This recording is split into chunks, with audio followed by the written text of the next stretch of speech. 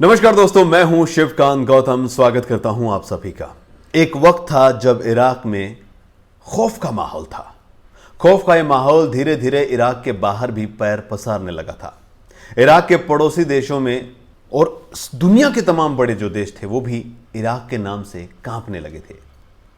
कहा जाता है कि भाई एक टाइम जो था, एक वक्त जो था, एक समय जो था, ऐसा भी था जब दुनिया का सबसे शक्तिशाली देश अमेरिका, जिसके आगे कोई भी आंख से आंख नहीं मिला सकता था, इराक के नाम से वो भी डरने लगा था। यह सब तब हुआ जब इराक के राष्ट्रपति, उनकी क्रूरता की नई कहानियां सबके सामने आने लगी।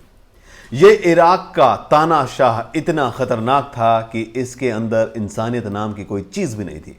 इराक के इस तानाशाह का नाम था सद्दाम हुसैन। सद्दाम हुसैन ने अपने रास्ते में आने वाले हर व्यक्ति को मौत के घाट उतार दिया। उसके राज में लोगों का जीना बेहाल हो गया।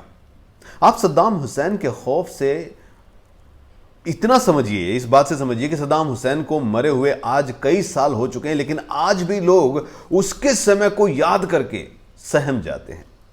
डर उनमें सांसें भरने लगता, आवाज आने लगती है। तो चलिए अब हम आपको बताते हैं कि इराक का यह तानाशाह इतना क्रूर कैसे बन गया।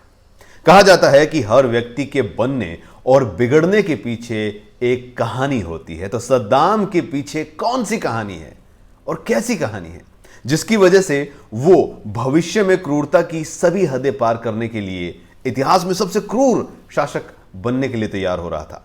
बताया जाता है कि सद्दाम हुसैन को इतना खतरनाक बनाने के पीछे उसकी पारिवारिक परवरिश थी। कहा जाता है कि व्यक्ति को कैसे संस्कार मिलते हैं ना, कहते हैं ना, वैसा ही वो बन जाता है। यह बात सद्दाम हुसैन के ऊपर बिल्कुल लागू होती थी। 28 अप्रैल 1937 में इराक के तिक्रित के बाहर अल औजा नाम गांव में सद्दाम पैदा हुआ। अब्द अल मजीद और सुबातुल्फा अल मुस्तल्त के अपने इस बच्चे का नाम सद्दैन हुसैन अब्द अल माजिद अल तिक्रिती रखा था और दुनिया ने बाद में इसे सद्दाम हुसैन या सद्दाम हुसैन अल तिक्रिती मतलब बगदाद का कसाई के नाम से जाना। सद्दाम का बचपन बहुत ज्यादा अच्छा नहीं रहा। उसके पैदा होने से पहले ही उनके माता पिता पर बहुत सारी दिक्कतें थी, वो गायब रहते थे। वहीं कुछ रिपोर्ट्स ये कहती हैं कि उसके पिता गायब नहीं हुए थे, बल्कि उसके पिता को मार दिया गया था। पिता के जाने के बाद सद्दाम अभी कुछ संभला, कुछ महीने आगे जिंदगी बढ़ी तो सद्दाम के एक भाई को कैंसर की वजह से उनसे जुदा हो गए, वो यानी उनके भाई मर गए। इन दो हादसों ने सद्दाम की मां को पागल सा कर दिया, जिसके कारण 3 साल की उम्र में ही सद्दाम उसके मामा खैर अल्लाह तलफा के घर बगदाद उसको भेजना पड़ा। यानी सद्दाम अब अपने मामा के घर था। लेकिन कई सालों बाद जब सद्दाम वापस अपने घर लौटा तो वो ये सपना देखते हुए लौटा था कि वो अपनी मां के साथ रहेगा। लेकिन उसका सपना उस वक्त टूट गया जब उसने देखा कि उसकी मां ने इब्राहिम अल हसन से दूसरी शादी कर ली है। सद्दाम दूसरी शादी की बात को पचा गया, लेकिन अपने सौतेले पिता के व्यवहार को कभी नहीं पचा पाया। CIA की एक रिपोर्ट है, उस रिपोर्ट में कहा गया है, जो तैयार की गई थी, उसमें कहा गया कि सद्दाम अपने घर पहुंचा, उसके सौतेले पिता ने उसे मारना शुरू कर दिया और सद्दाम कुछ नहीं कर सका। सद्दाम को वापस अपने रिश्तेदार के पास बगदाद भागना पड़ा। सद्दाम ने अपने चाचा को ही अपना पिता मान लिया और उन्हीं के साथ फिर बगदाद में वो रहने लगा। सद्दाम में गुस्सा भर गया था, सद्दाम जल रहा था। सद्दाम को बचपन से ही किसी का प्यार नहीं मिला, वहीं लोगों के व्यवहार ने इतना सख्त उसे बना दिया कि वो बस क्रूर और क्रूर होता चला गया। कहा जाता है कि सद्दाम को बचपन में मोहल्ले के लड़के पीटते थे, इससे उसका बचपन भी बहुत ज्यादा खराब था और वो एक लोहे की छड़ी रखता था। वहीं गुस्सा निकालने के लिए वो कभी कभी जानवरों को भी पीटता था और इतना पीटता था कि उन्हें मार देता था।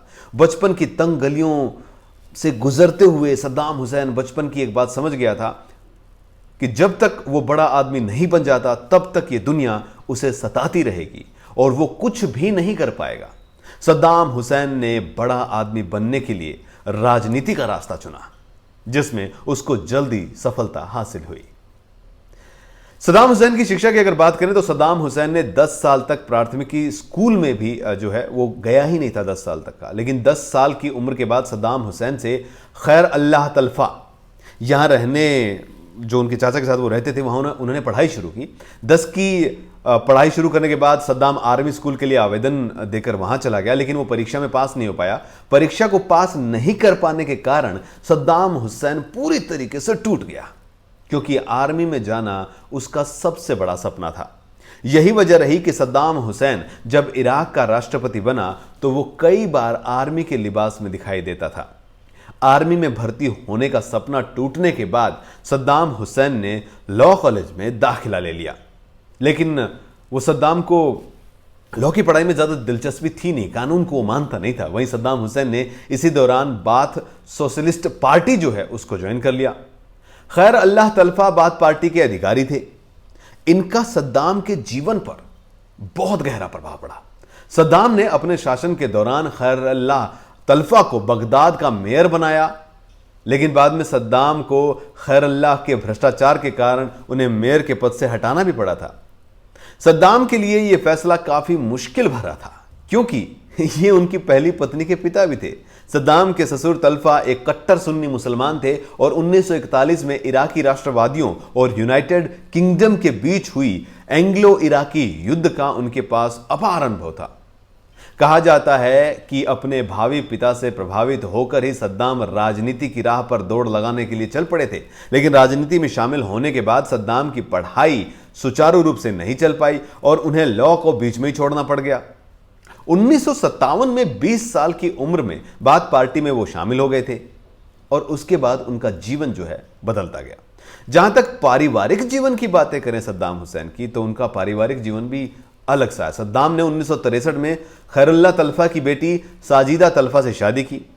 बताया जाता है कि साजिदा और सद्दाम की शादी बचपन में ही तय कर दी गई थी। जब दोनों की शादी तय की गई थी उस वक्त सद्दाम की उम्र जो है 7 साल और साजिदा की उम्र भी 7 साल थी। सद्दाम और साजिदा के 5 बच्चे थे, उदय हुसैन, कुसे हुसैन, रागद हुसैन, राणा हुसैन और हला हुसैन। उदय हुसैन सद्दाम का सबसे बड़ा बेटा था, लेकिन सद्दाम अपने बड़े बेटे की तुलना में अपने छोटे बेटे को यानी कूसे को ज्यादा तवज्जो देता था। यही नहीं, सद्दाम हुसैन कूसे को ही अपना उत्तराधिकारी मानता भी था। इन 2 बेटों के बाद बाकी सद्दाम की बेटियां थी। पहली शादी के लंबे वक्त बाद ही सद्दाम ने दूसरी शादी की। सद्दाम हुसैन ने 1986 में समीरा शाह बंदर से शादी की। समीरा सद्दाम की रखैल बनने से पहले एक इराकी एयरवेज के कर्मचारी की पत्नी थी, लेकिन सद्दाम समीरा को अपना दिल दे बैठा था। सद्दाम ने समीरा से शादी करने के लिए समीरा के पति को तलाक देने के लिए मजबूर किया, लेकिन समीरा ने सद्दाम का उम्र भर साथ नहीं दिया। युद्ध के समय समीरा लेबनान के बैरूत भाग गई। कहा जाता है कि समीरा ने बैरूत में सद्दाम की 6ठी संतान को जन्म दिया था, लेकिन सद्दाम के परिवार के सदस्यों ने इससे इनकार कर दिया। 2 शादियों के बाद भी सद्दाम का मन नहीं भरा, उसने तीसरी शादी भी की। सद्दाम ने वैज्ञानिक अनुसंधान परिषद में सौर ऊर्जा अनुसंधान केंद्र की महाप्रबंधक निदाल अल हमदानी से तीसरी शादी की। इसके बाद तानाशाह की एक और शादी भी हुई। जी हां, उसकी अफवाह उड़ी। यह अफवाह वफा अल मल्ला अल हावेश ने उड़ाई थी।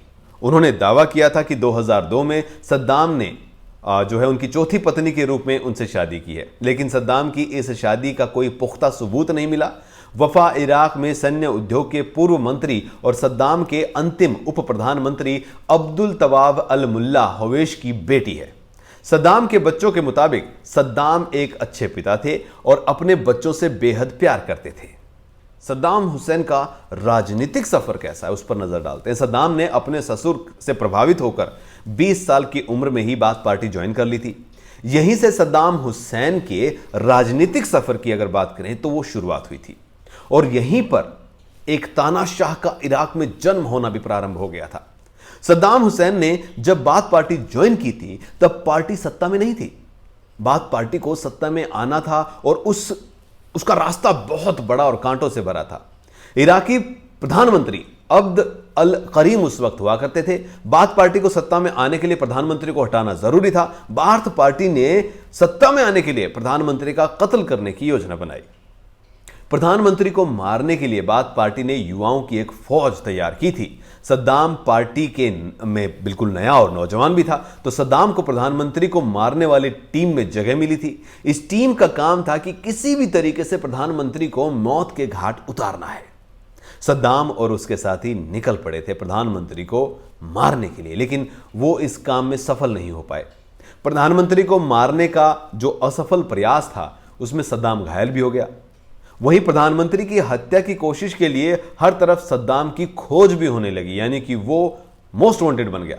सद्दाम को देश छोड़कर भागना पड़ा। सद्दाम भागकर पहले सीरिया और फिर वहां से इजिप्ट गया, लेकिन कुछ समय बाद वक्त बदला और इराक में बाथ पार्टी का राज हो गया और इसके साथ ही सद्दाम के पकड़े जाने का खतरा भी खत्म। सद्दाम देश में लौटा और उसने बगदाद में अपनी कानून की अधूरी पढ़ाई को पूरा करने की सोचने लगा, लेकिन कुछ समय बाद ही बाथ पार्टी से एक बार फिर सत्ता छिन गई और यह सपना जो है यह अधूरा रह गया। बाथ पार्टी के हाथ से सत्ता जाते ही सद्दाम जो है उसको उसके जुर्म के लिए पकड़ लिया गया और कई सालों के लिए जेल भेज दिया गया। सद्दाम को अक्टूबर 1964 में गिरफ्तार किया गया था और 1966 में भागने से पहले उन्होंने लगभग 2 साल जेल काटी थी। सद्दाम ने बाहर निकलने के बाद जो है बाथ पार्टी को अपना जो राज था एक छत्र वो शुरू उनका हो चुका था। 1966 में अहमद हसन अल बकर ने सद्दाम को बाथ पार्टी का क्षेत्रीय कमान जो है उसका उप सचिव नियुक्त किया। सद्दाम बाथ पार्टी को संभालना और आगे बढ़ना उसके लिए बहुत बड़े फायदे की बात थी, क्योंकि पार्टी की कमान संभालते ही सद्दाम ने उसे फिर से सत्ता दिलवा दी थी। सद्दाम ने जुलाई 1968 में अहमद हसन अल बकर के नेतृत्व में एक रक्तहीन तख्ता पलट में भाग लिया। इस तख्ता पलट ने सलाम आरिफ के भाई और उत्तराधिकारी अब्दुल रहमान आरिफ को सत्ता से उखाड़कर फेंक दिया।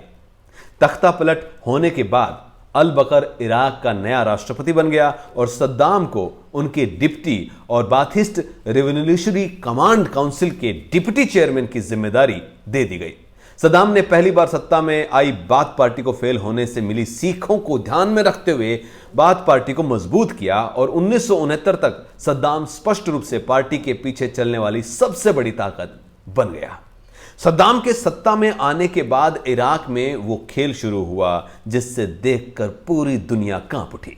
बाथ पार्टी के सत्ता में आने के बाद सद्दाम ने कई नीतियां बनाकर अपने देश के उद्योग को बढ़ाया। द इकोनॉमिस्ट को की माने जितना एडोल्फ हिटलर ने जर्मनी उद्योग को प्रेरित किया, बड़े पैमाने पर बेरोजगारी समाप्त करने और ऑटोबैन के निर्माण के लिए शुरुआती दौर में प्रशंसा हासिल की, सद्दाम ने भी उतनी ही प्रशंसा अपने कामों के लिए विदेशों में अर्जित की। साल 1976 में सद्दाम इराकी सशस्त्र बलों में जनरल के पद पर पहुंच गया और तेजी से सरकार के मजबूत व्यक्ति के रूप में अपनी पहचान बना ली। वहीं दूसरी तरफ बुजुर्ग अल बकर बीमार होने के कारण अपने कर्तव्यों का पालन नहीं कर पा रहे थे।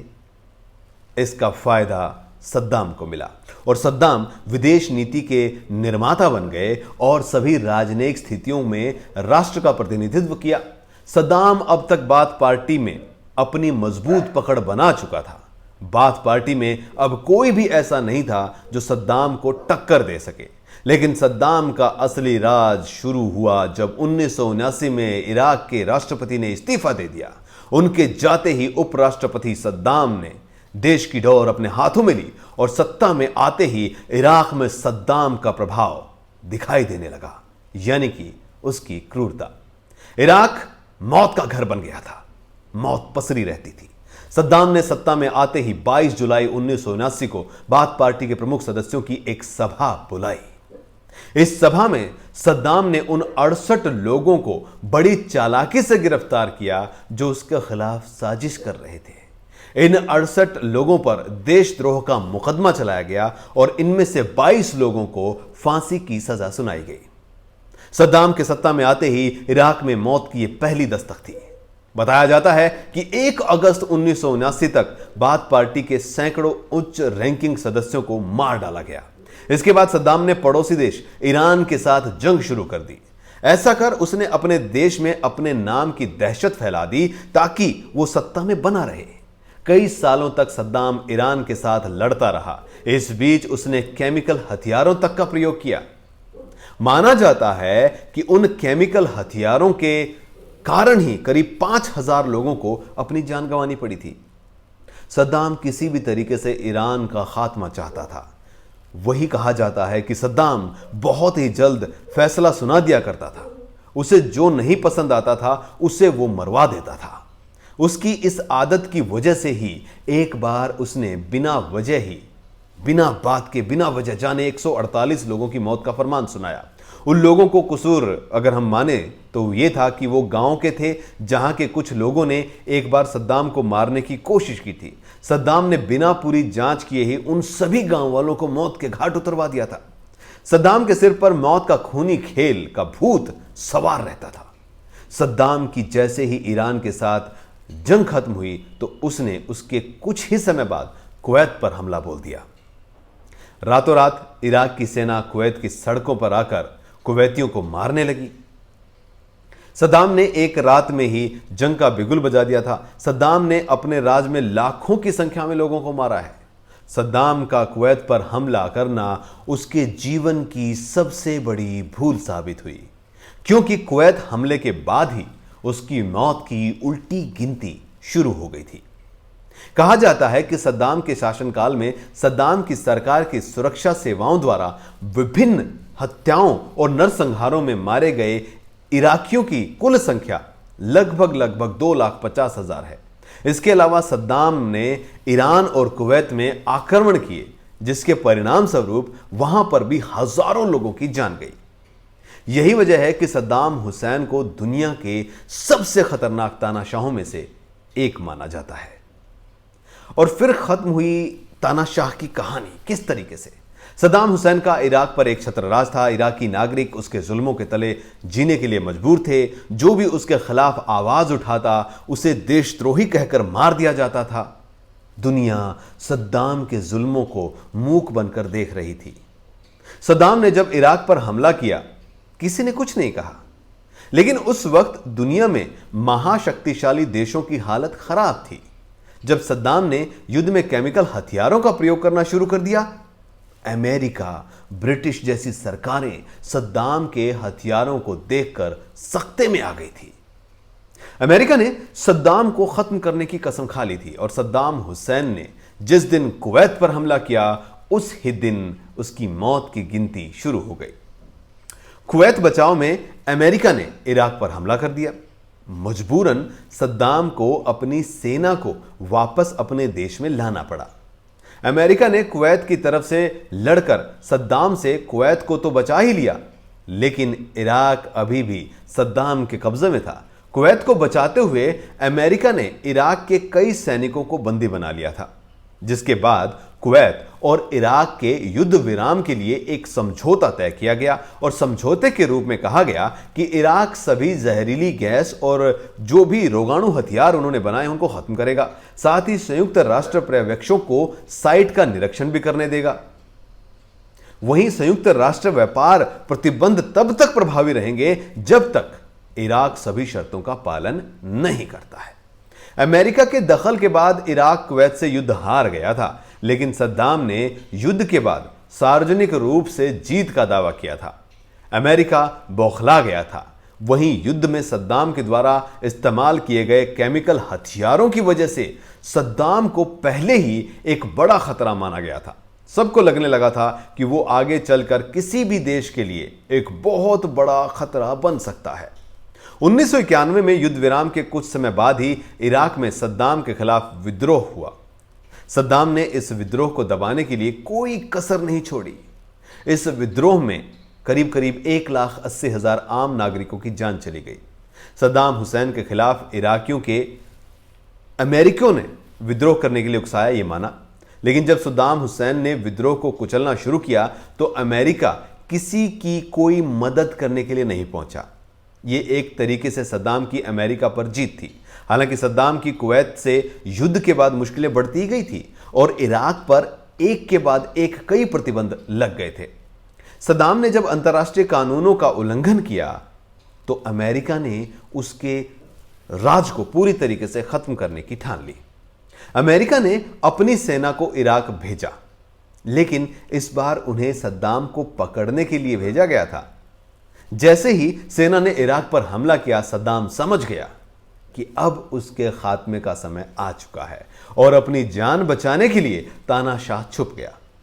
अमेरिका की सेना कई महीनों तक सद्दाम को ढूंढने के लिए छापेमारी करती रही, ढूंढती रही। सद्दाम ने छुपने से पहले 24 फरवरी 2003 को CBS news reporter Dan Rather को एक इंटरव्यू दिया था।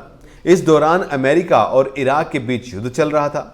सद्दाम ने डैन से 3 घंटे से ज्यादा बात की थी। इस दौरान सद्दाम ने कहा कि उन्होंने सामूहिक विनाश के किसी भी हथियार या संयुक्त राष्ट्र के दिशा निर्देशों द्वारा निषिद्ध किसी भी अन्य हथियार को नहीं रखा है, ना बनाया है। इसके साथ सद्दाम ने जॉर्ज डब्ल्यू बुश के साथ टीवी पर लाइव बहस करने की इच्छा भी की थी, लेकिन बुश ने उनकी इस इच्छा से इनकार कर दिया।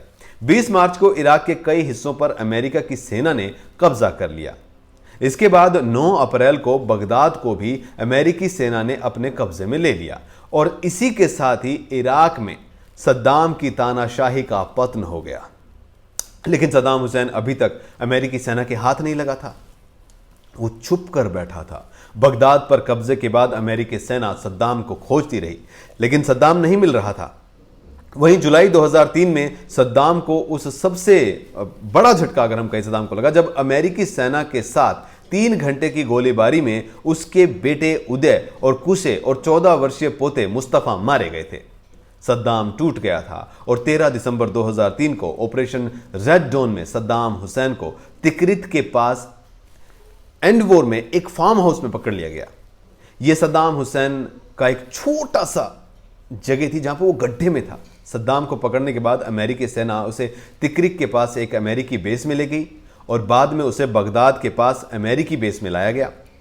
अमेरिकी राष्ट्रपति जॉर्ज डब्ल्यू बुश और ब्रिटिश प्रधानमंत्री टोनी ब्लेयर ने इराक पर सामूहिक विनाश के हथियार रखने और अल कायदा से संबंध रखने का आरोप लगाया, जिसके बाद सद्दाम की बाथ पार्टी को भंग कर दिया गया था और इराक में पहला लोकतांत्रिक चुनाव हुआ।